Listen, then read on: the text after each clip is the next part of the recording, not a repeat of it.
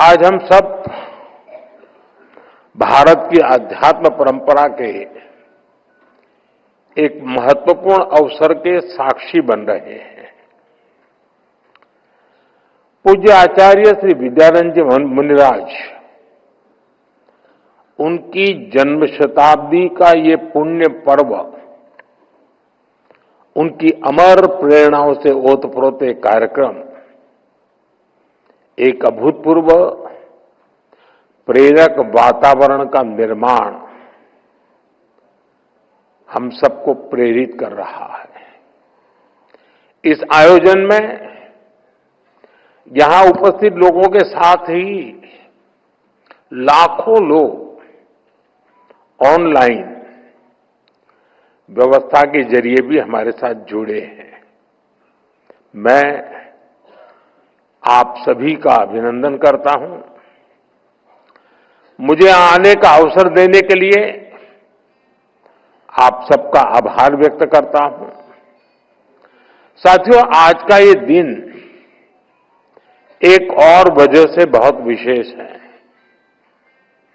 28 जून यानी 1987 में आज की तारीख पर ही आचार्य श्री विद्यानंद जी महाराज मुनिराज को आचार्य पद की उपाधि प्राप्त हुई थी।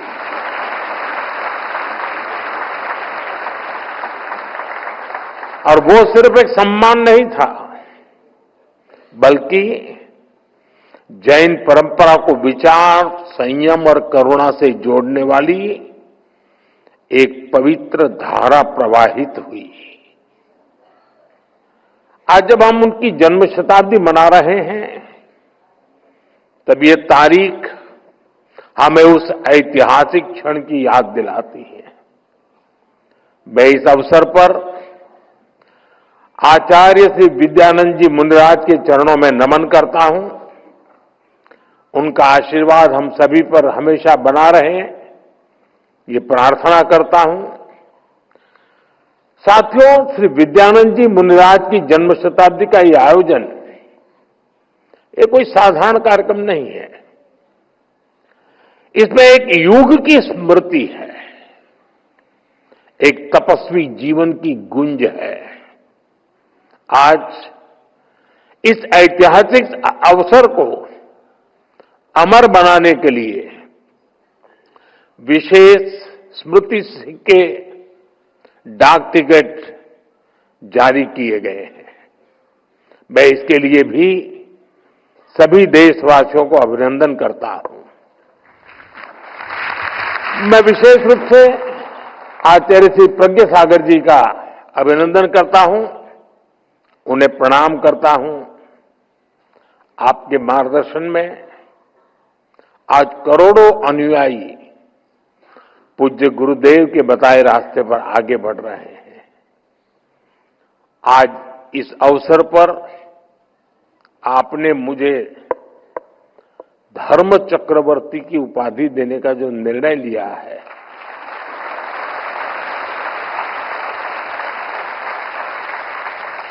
मैं खुद को इसके योग्य नहीं समझता,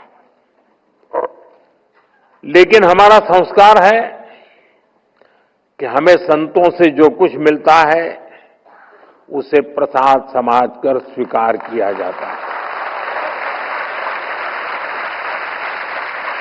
और इसलिए मैं आपके इस प्रसाद को विनम्रतापूर्वक स्वीकार करता हूं और मां भारती के चरणों में समर्पित करता हूं। साथियों, जिस दिव्य आत्मा की वाणी को, उनके वचनों को हम जीवन भर गुरु वाक्य मानकर उनसे सीखते हैं, जिनसे हमारे हृदय भावात्मक रूप से जुड़ रहे हैं,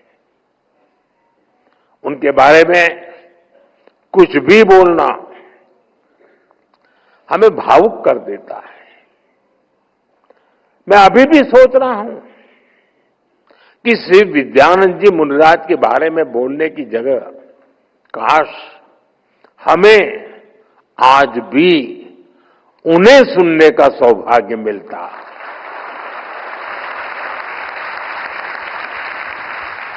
ऐसी महान विभूति की जीवन यात्रा को शब्दों में समेटना आसान नहीं है। 22 अप्रैल 1925 को कर्नाटका की पुण्य भूमि पर उनका अवतरण हुआ।